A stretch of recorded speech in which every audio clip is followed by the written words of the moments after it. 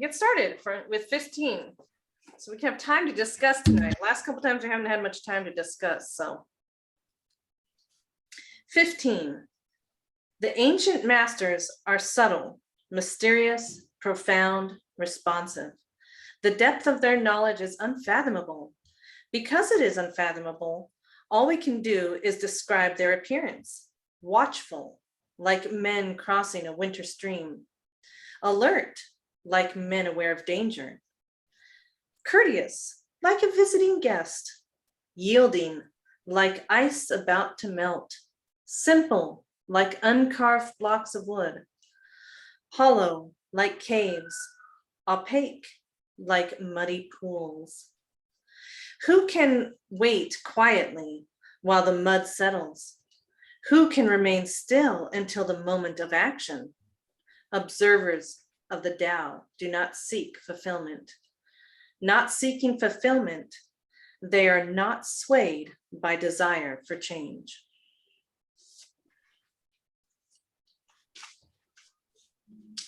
Okay, moving on to the card from the Tao box.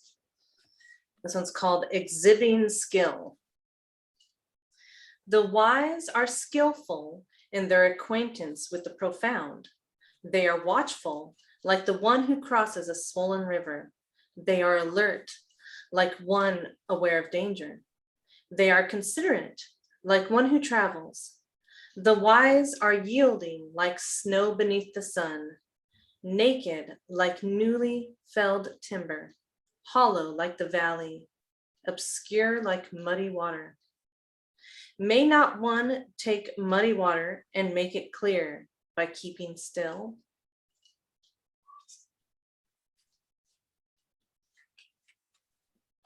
Okay, on to the Essential Tao from Thomas Cleary.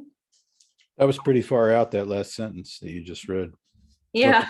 Come back to that. I can reread it real quick so it sticks in your mind. May not one take muddy water and make it clear by keeping still? Yeah, it is. It sank in. Right. Okay, moving on. Skilled warriors of old. Skilled warriors of old were subtle, mysterious, powerful, so deep they were unknowable. Just because they are unknowable, I will try to describe them. Their wariness was as that of one crossing a river in winter. Their caution was as that of one in fear of all around. Their gravity was as that of a guest. Their relaxation was as that of ice at the melting point. Simple as uncarved wood, open as the valleys, they are inscrutable as murky water. Who can, in turbidity, use the gradual clarification of stillness? Who can, long at rest, use the gradual enlivening of a movement? Those who preserve this way do not want fullness. Just because of not wanting fullness, it is possible to use the full and not make anew. That was a difficult one to read. And stay with. Yeah.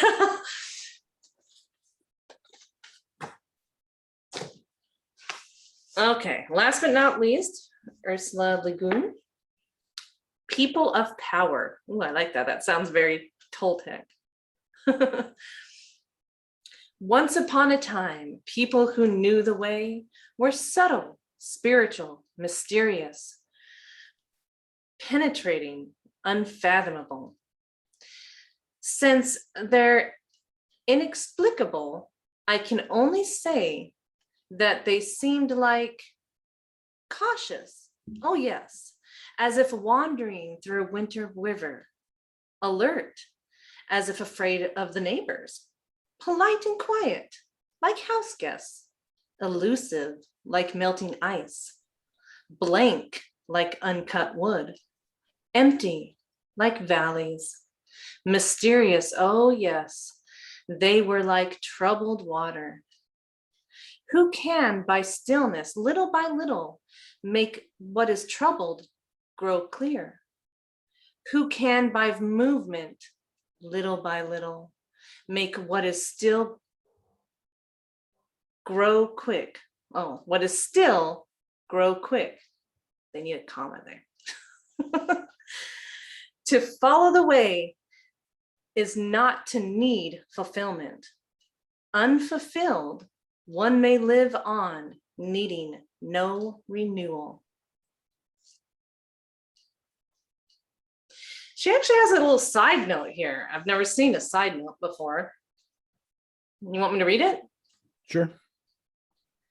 In the first stanza, we see the followers of the way in ancient times, or ilio tempore, remote and inaccessible. But the second stanza brings them close and alive in a series of marvelous smiles. I am particularly fond of the polite and quiet house guests. The images of the valley and the uncut or uncarved wood will recur again and again, as we've seen before. So, You want me to read the Stephen Mitchell? yeah, of course. Okay, good. The ancient masters were profound and subtle. Their wisdom was unfathomable. There is no way to describe it. All we can describe is their appearance. They were careful as someone crossing an iced over stream, alert as a warrior in enemy territory, courteous as a guest, fluid as melting ice, shapeable as a block of wood, receptive as a valley, clear as a glass of water. Do you have the patience to wait till your mind settles and the water is clear? Can you remain unmoving till the right action arises by itself? The master doesn't seek fulfillment, not seeking, not expecting. She is present and can welcome all things. Can you read the end of the second to last stanza again? About, I think it was about waiting. Just the last sentence? Or the last? The last, no, the stanza, the second before last. So not Okay, the so last. there's four stanzas. So I'll which just one? reread that part. It's about waiting, I remember. I just want to hear that again. Oh, okay. Do you have the patience to wait till your mud settles and the water is clear? Can you remain unmoving till the right action arises by itself? That's the line I like. That's great, because like the next thing, before the next thing happens, before you know what the next thing is going to happen, it has to arise in our consciousness. We never know what's coming next until it shows up. So that goes, those, what he says and what that is goes hand in hand. That's like being in the present moment, where you're just hanging out, watching what's coming and going. So can you be in the present moment and watch things arise rather than, I guess, just ignoring it or not paying attention at all, just going with the flow? So can you be still, can you settle to the bottom of that murky water until it becomes clear and you can actually see what is floating by or floating around you? Yeah, I think the mud could be looked at as the way the mind operates in general, because things are coming, there's junk coming and going all the time, and you go off in all these directions, and time passes and you go, what have I been doing? What have I been, What have I been thinking about? Exactly. Yeah. Exactly. So Elon and I have actually, I had a really rough couple of last days this week. just certain things in life has really brought me down. And I've been really depressed. I kind of turned it around today. I honestly think it's because I went to the gym, and that always kind of helps, you know, I think that physical activity. But we talked about this, and he's muted, so I'm not sure. Elon, can you at least hear us? I can ask you to unmute.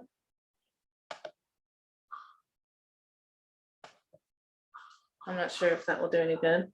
You can't unmute him yourself? No, Oh, I okay. asked him to, but I'm not sure what's going on there. He got a new phone, so I'm not sure what's going on. I think he's trying.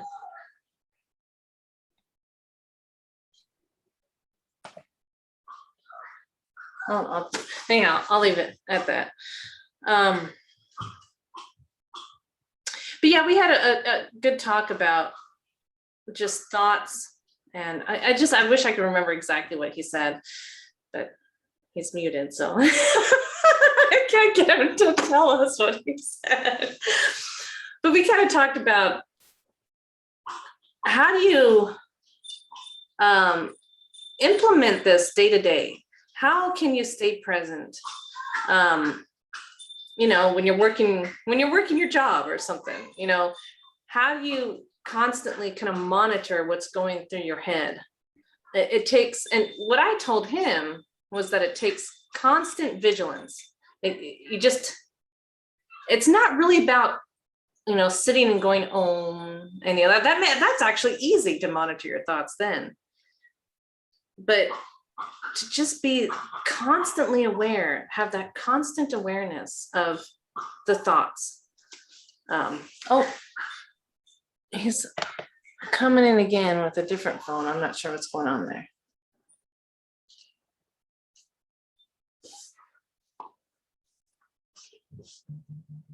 Well, first of all, you're going to have to become aware of the fact that you're spaced out. That's the first thing that's got to happen. If you don't, then you can't, and you'll just remember later and go, why didn't I do it back then? But it has to come to mind. The idea has to come to mind to be present and to not want to feel scattered and whatever. So as soon as that awareness rises, then if you have a desire to do that, then that will be really easy, I think. But if you don't have a desire to do it, if you're preoccupied by something that you're thinking about, or you're mad or something, and I'm not going to, you know, whatever it is, I mean, you have to be in the right mood. You have to be wanting to be and not that caught way. up in that, and then in that flow, in that, you know, like just like a river. You know how I like these river analogies. If you're caught up with that flow, you know, if you're going down a river, you can't grab onto anything because it's just the current is so strong, it just takes you along with it. So yeah, it does take an act of will and strength to, you know, grab on and stop yourself from being pulled along by that current of thought. And that requires desire in that moment to do that. And sometimes we know we're off, but we're mad, and we we don't come back. Otherwise we wouldn't even be talking about this, because we'd always be coming back to it, and, you know, always wanting to be in this moment, this space, which of course we do when we come to this group, and whatever else we do that enhances it. But a lot of times, you know, when I'm alone, it's like I can't get it together.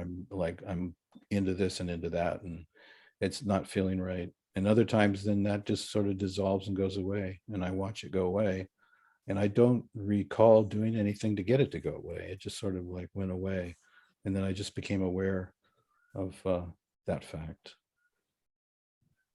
So I'm not so sure it's like choices involved in this at all, because if we had a choice, I mean, we'd want to be clear all the time. We'd want to not be, you know, feeling depressed or whatever. We'd always want to be, you know, fully present and, you know, happy and in the moment and all that. If we could actually just choose it, we would do that. But I think our minds only handle so much stuff at one time. And so if there's a bunch of stuff in there that's preoccupying our attention, sometimes you don't even know it, and you get sucked right into it. So. I know Elon has something to say about that. Can we hear you now, Elon? Can you? Yes. Come on. Okay. I think this is part of the reason this is such a difficult thing for people to start involving themselves in, because there's so many paradoxes. Because what you're saying about the river, so the other side of it is, like you were saying, Brent, the desire to pull yourself out of that, right? But on the other side of it, one of the only ways to do that is to give up desire, is to sort of give into the river and, let go of your preconceived notion of what should be or where you should be or what's going on, and finally experience a thing for what it is, not what you've projected onto it. It's exactly what it says here, the last stanza of this one. Not seeking fulfillment, they're not swayed by desire for change. Exactly what you just said, Elon. It's so weird because, I spend so much time telling myself I'm broken, which implies that there's something that needs to change before I can accomplish or achieve or reach this place that I'm trying to get to, right? But just that thought creates a separation that doesn't exist. But did you make that thought come into your mind, or did it just come into your mind right then and when it did? I mean, are we controlling that, or does it just kind of manifest itself by itself? That is something I've been really trying to figure out lately. I think a combination. I think there's a part of me that must believe that. So even if it's coming from the external, if there wasn't part of my consciousness that, no matter how subtle, believed it, I wouldn't attach to the thought. It would just be like a leaf on the river. It would just flow down the river. But all of a sudden I become fixated on that leaf, right? And I start giving attention and focus to it. Because it's appealing, because it looks like a really good deal to do that. Well, and I had this realization recently where awakening to the ego is a form of death. So the ego will use any tool to avoid that death, right? Because that's what it perceives it as, is death. So if the only way it can distract you is by self-deprecation, then that's the route it'll use. If it's drugs or sex or money or power, it doesn't matter what, it'll use any tool available to stop you from proceeding down that route, because it feels like its existence is in jeopardy if you continue down that route. That's a good question, because is the ego something that actually thinks? Is the ego something that has power?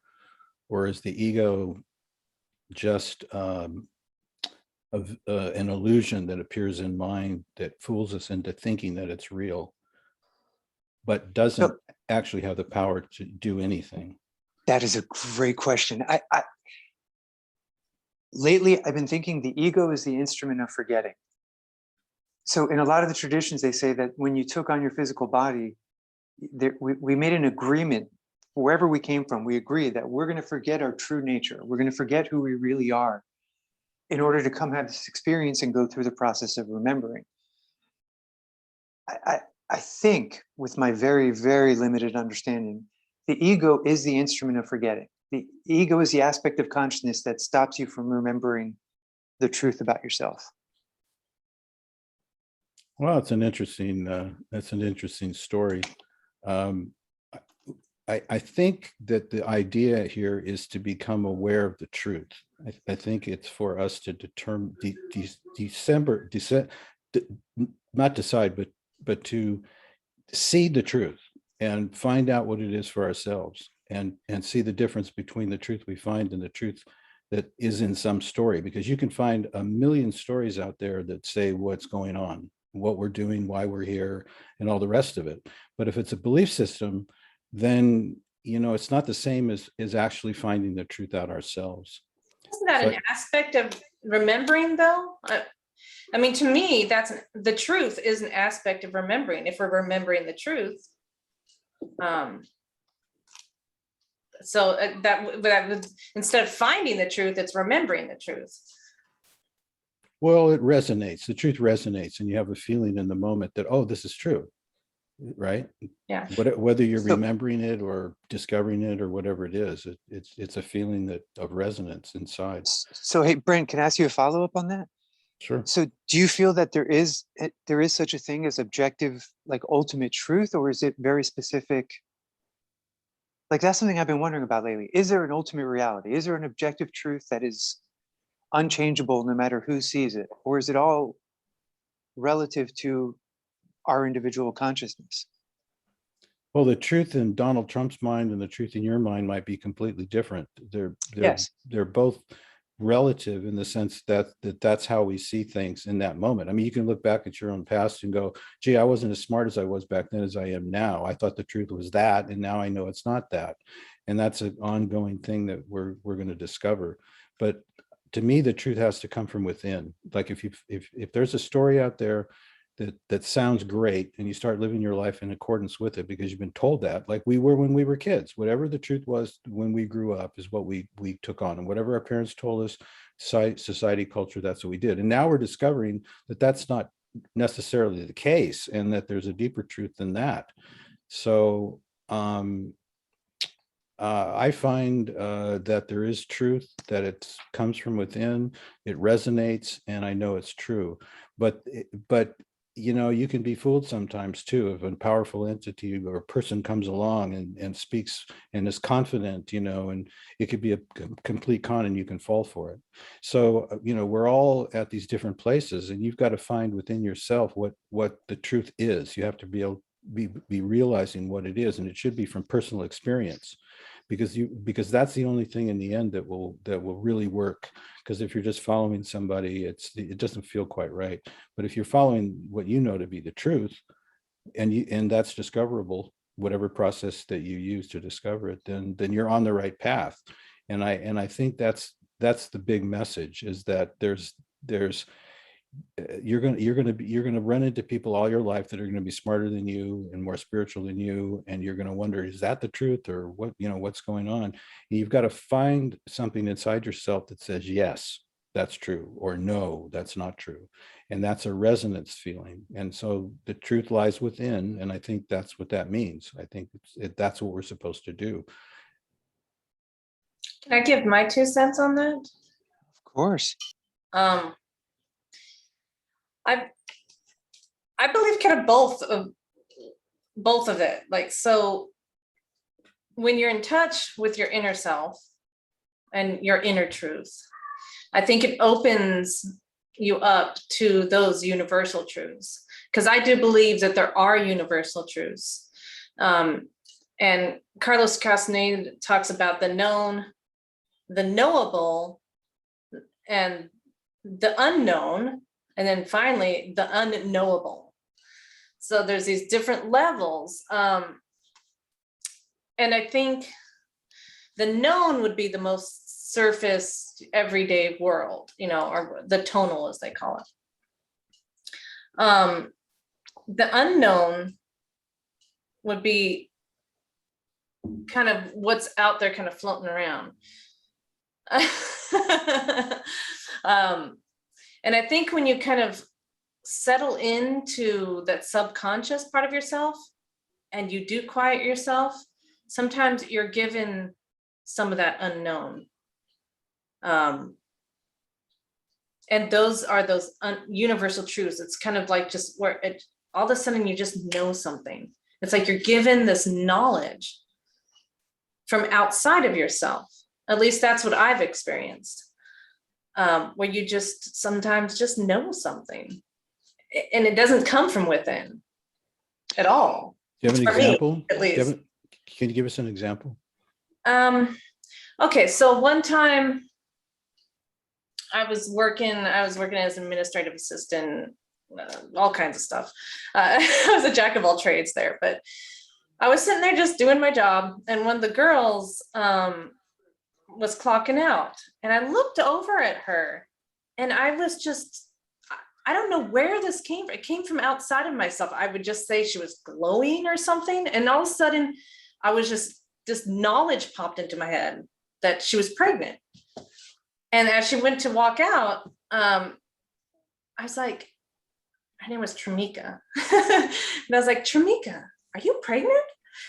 And she just was floored. She's like, what? She's like, how did you know that? I haven't told anybody. I just found out last night or something. I was like, I don't know. I don't know. It's just a feeling I got. She was kind of irritated. But it was kind of strange. And I've had that at other times with a guy I was dating who had diabetes and woke up in the middle of the night and he smelled funny. And all of a sudden I just knew that something was wrong. I was just like, I just knew it just from the smell. And I didn't know what was wrong. I had no experience with diabetes, but I knew, I mean, it can go either way with diabetes. You can be over, you can be under. But for some reason, I knew I was given this knowledge. Just like I was told that, no, he had low blood sugar and you need to get sugar in him immediately. And I just acted. I just listened and I acted.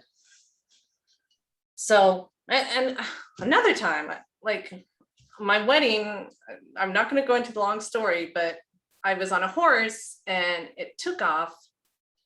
And this was actually more outside of myself. I heard a voice that told me to let go.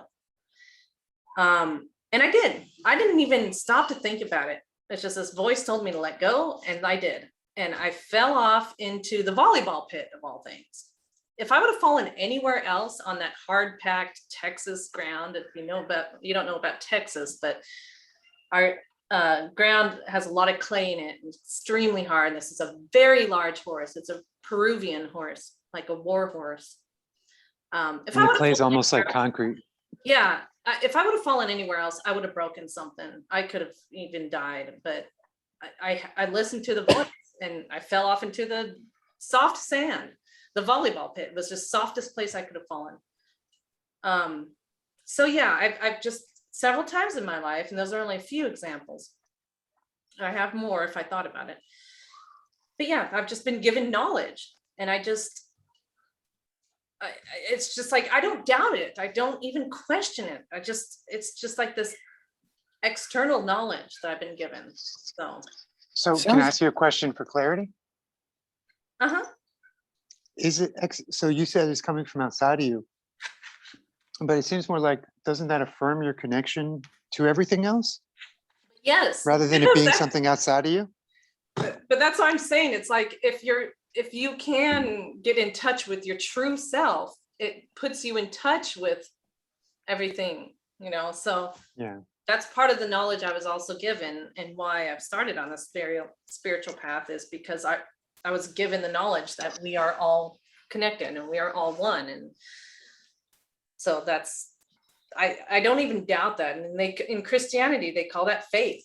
And so that's the definition of faith, I guess, where it's just this knowledge that you don't even question.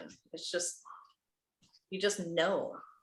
And when you say you heard a voice, was it a voice coming through the air, or was it a voice inside? It was kind of both. I definitely heard it outside and I heard it inside. It was a very strange experience. It was very loud. And it really was. As a child, I did hear voices outside of myself for sure. I even felt like whispers on my ears, like they would just say my name. I say they because I don't know, spirits or something.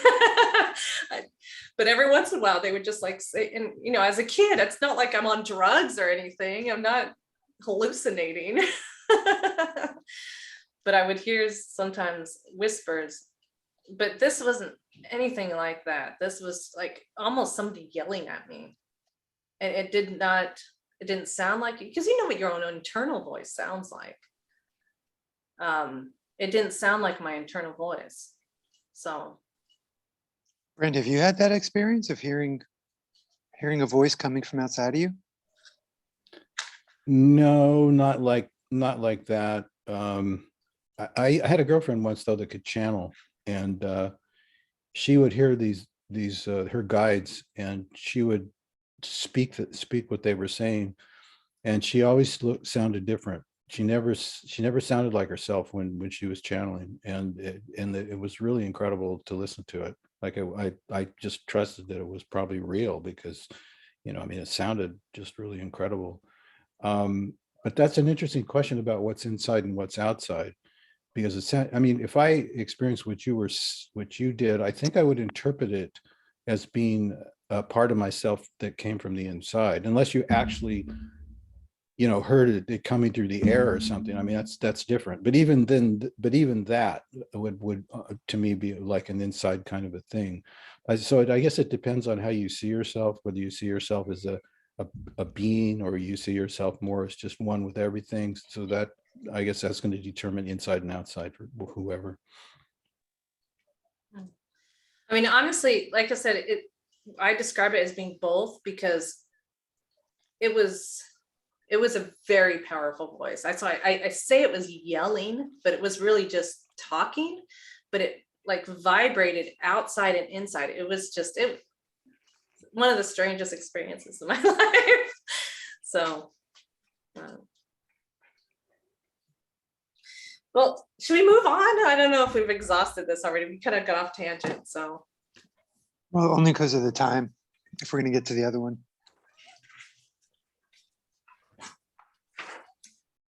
So on to 16.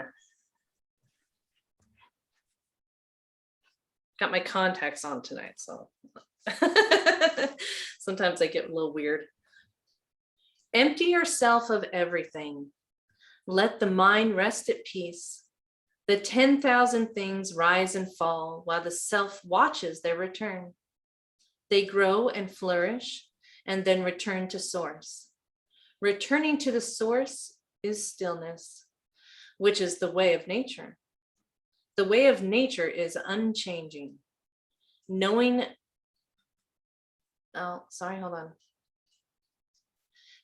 constancy is insight. Not knowing constancy leads to disaster. Knowing constancy, the mind is open. With an open mind, you will be open-hearted.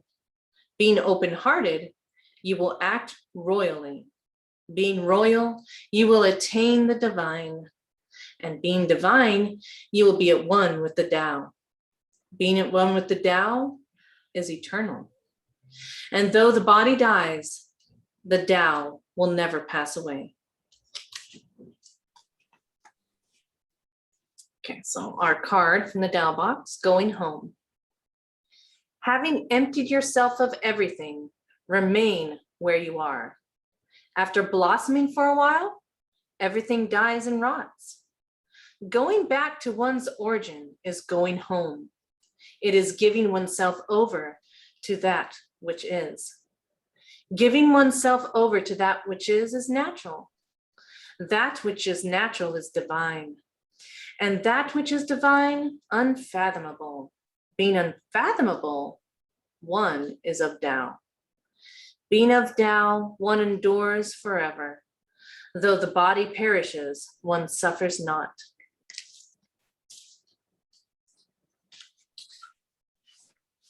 Okay, on to Thomas.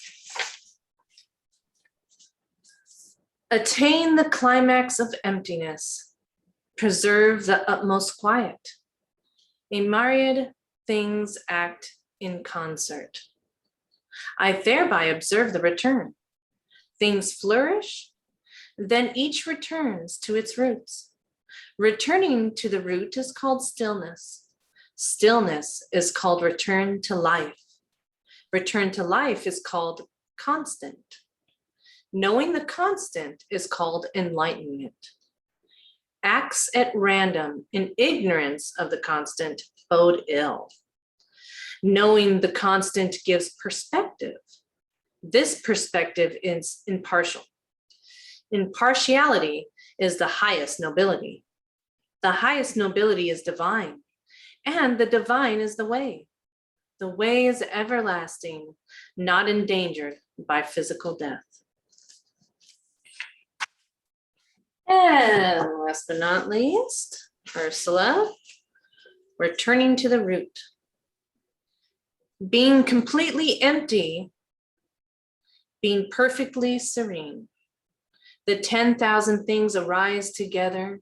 In their arising is their return. Now they flower, and flowering sink homeward, returning to the root. The return to the root is peace. Peace to accept what must be, to know what endures. In that knowledge is wisdom. Without it, ruin, disorder.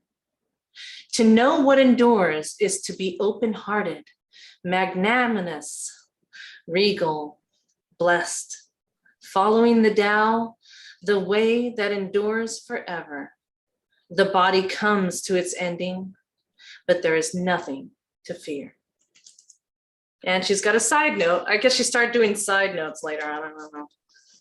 Or maybe I've been missing them. To those who will not admit morality, It's morality without a deity to validate it, or spirituality of which man is not the measure. The firmness of Lao's, how do you say his name again? Lao Tzu? Morality, and the sweetness of his spiritual counsel must seem incomprehensible or illegitimate, or very troubling indeed. That's her side note.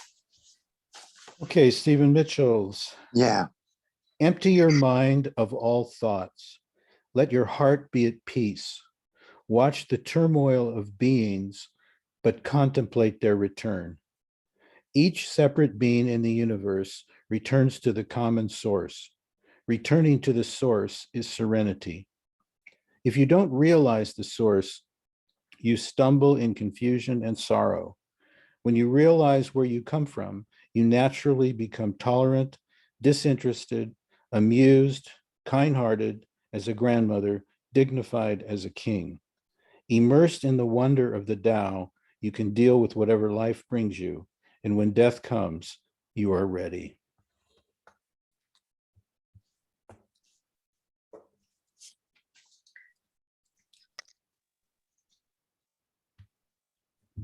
I don't know why I've always leaned a little more towards the Stephen Mitchell ones. They just seem to be a little more concise. Yeah, I agree. To the point. Yeah. I think sometimes people try to like make sure the Western mind, they add stuff to try and make it more comprehensible, which has the opposite sort of. I think some translations are almost word for word, and he didn't really translate it per se. He looked at a lot of different representations and came up with his own out of that. But he's more tuned into what is being said than the actual way it's being said, which I think makes his just feel better.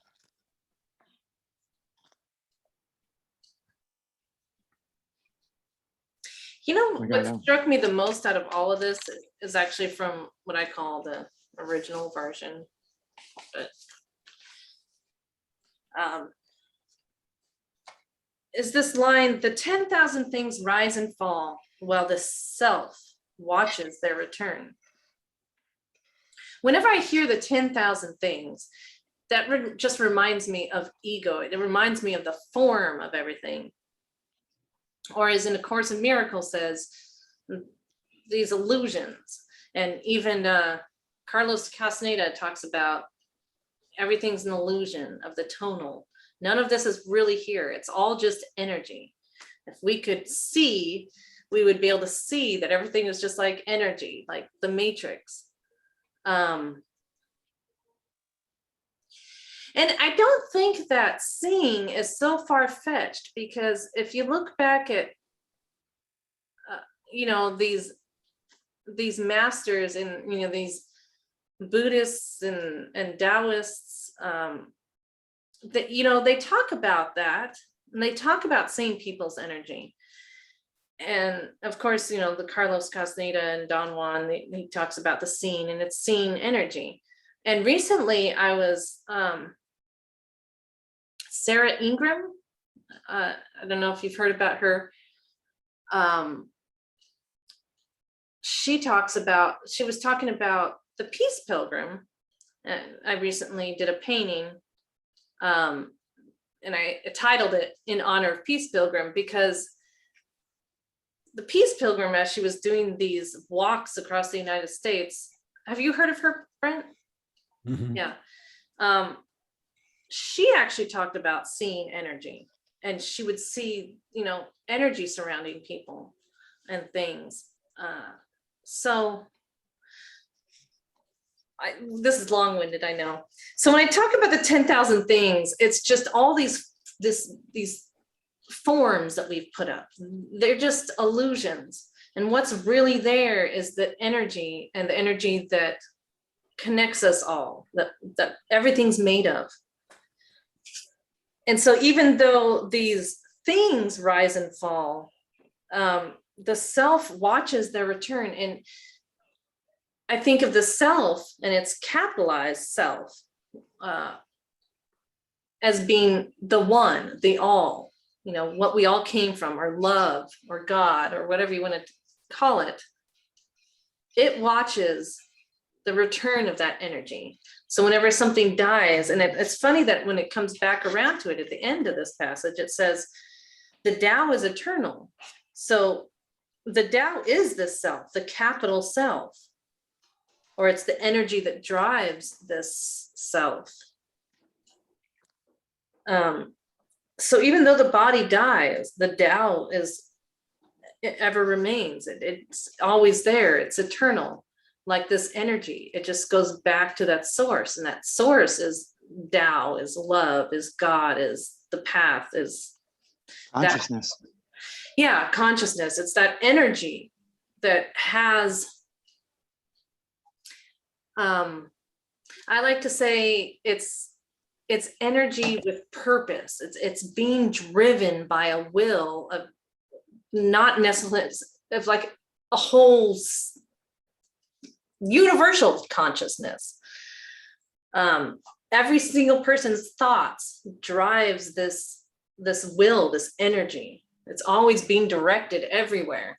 And I think it does conglomerate into, personally, I don't, this isn't part of my knowing, this is just an opinion, but I think stars are one of the birthplaces of this energy, the will of this energy constantly being driven forth, and recycled back again. So sorry, that was really long-winded. No, you just No. solved all my questions. I've got all the answers now for everything. No need to continue. Okay. Shut up. Whatever it is, it's expressing itself, and it's reveling in itself, and it's trying to get to the source of itself, and it's all these things are happening, and we're sort of watching it all take place and trying to figure it out, and why it's going on, and where we're headed, and all the rest of this stuff. And it's, I don't know, maybe we'll never know the answer to all this, but we can find the present moment, and we can find a place to be in it, and see the illusions in it, and be happy that we're here and alive.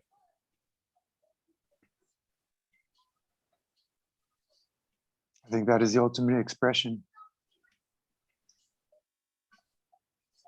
Because the only thing I was going to say about what you were saying about the 10,000 things is they may represent the illusion, but we created the illusion for a very specific reason, or consciousness created the illusion for a very specific reason, right? For the purpose of experience. I guess more accurately, for the purpose of experiencing that which you're not, so you may finally know that which you are. So I love what you said, Brent. I mean, I think the ultimate life is just appreciating whatever now might be. It's finding happiness in whatever is happening around you. And being a beacon of truth, so that others that can't see clearly yet can watch Yes. your example, and Yes. hopefully grow from that. And you're impacting them even if they have no idea why, even if they have no understanding of what you represent. They just can't help but be drawn to you. That's right. Drawn to themselves, reflected Yes. in you. Much better said. Yes. You know, I think I told you this last time we spoke. It's the one of the last things Krishnamurti said. I think they asked him for what his parting wisdom or his last words were, and it was, "I don't mind what happens." I don't mind what happens. 5 words. And somehow I realized the depth of those 5 words, if I really could truly understand what he meant, not intellectually, but internally, if I could understand that, I can't imagine what that would reveal. Well, it's a 'Cause I very much- far out idea. Maybe you should Yeah. pursue that, see what's there. Yeah, because I still very much mind what happens. I'm still I'm still very much attached to cause and effect, you know, input, output, result, and Yeah, that's the stuff we get when we're kids from the planet Earth's current evolutionary state of consciousness. We get polluted with all that nonsense. We're lucky that we can see through that enough to see that there's something else deeper than that and better than that. And so we're now on a pathway into that to discover more and more of that. And we come together naturally to do that because that's down deep inside all of us. I think we do have a certain obligation, you know, once you start discovering, to share, to constantly grow, but to constantly share too. And I think mothers. Say again? I can't help it. I mean, Yeah. You know, Yeah. it's like driving me, the whole thing. Now that I can see the difference between Brent, the egoic identities, and that force. I'm not confusing Brent with that force. I'm not thinking Brent's doing it. I'm just thinking that that's an image of who I think I am, but not really who I am. And it applies to everything around us. I was who's that gentleman? Alice, what's the name of that gentleman that has the CE5 protocols? Stephen Green? Stephen Greer. Greer. Yes, Stephen Greer.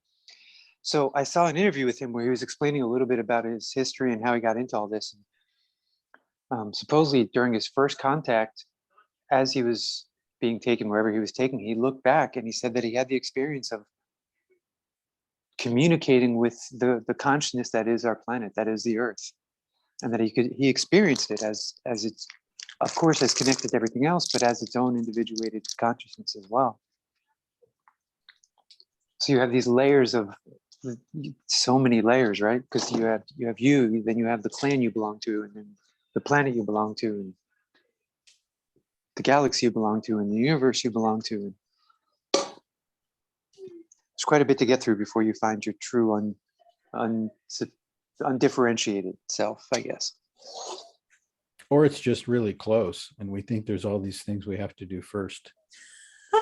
That's exactly what you and I were just talking about, Ayla. Yeah. But that's the guy. Maybe that's the game we play to make it more interesting. You know, we came here for a reason, right? Because I guess for experience or whatever it might be. So can't get there too quickly, or you don't have any fun. So. Yeah. But I do wonder if we make it. Passion for learning. Yeah. A lot of people have. So. Yeah. What's new? What's new? It's always a good thing to pay attention to. What's new? Well, that is our time. So I'll let y'all. Any closing comments?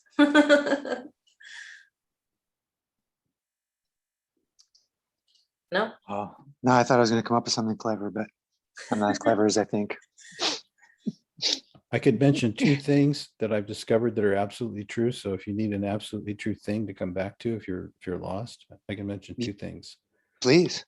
Okay, so you open your eyes and take a look around. Something's happening, right? So right now, something's happening. We can argue all day long about what it is. Is it reality? Is it a dream? Is it a pathway to truth? You know, what the hell is going on? We don't really know, do we? We're just kind of like looking and seeing, but we can deny and argue about all the possibilities, but we can't deny that something is happening, can we? And if somebody says there's nothing happening, then that statement itself would be something that's happening. Yes. You cannot get out of it. It's absolutely true that something's happening. So that's the first thing that's absolutely true. The second thing is there's an awareness of that. It's not just that something's happening, it's that there's an awareness that something is happening. So that's a good place to come back to if you're lost. Sounds like Rupert Spira, right? You know, can I ask you one last thing before we go? Brett, you had mentioned something that you had an experience with him, or that you had seen. Did you see him live, or was it online? I've seen him live 2 or 3 times. He's come to Berkeley some years ago. I've seen him a little bit online, not too much in recent years.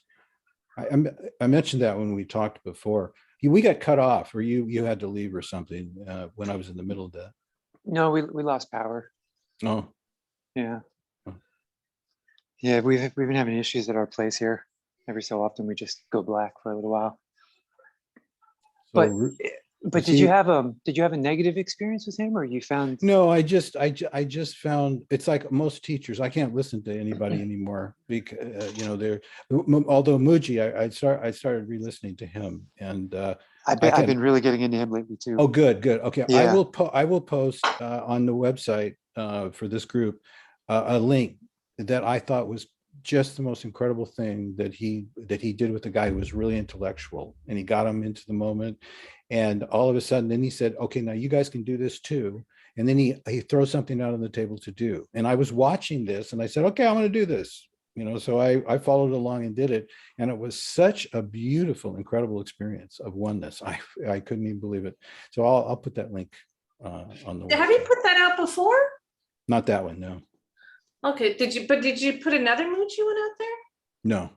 Okay, because I remember you talking about putting one out there before, so. Yeah, I find them to be very very parallel in a lot of ways.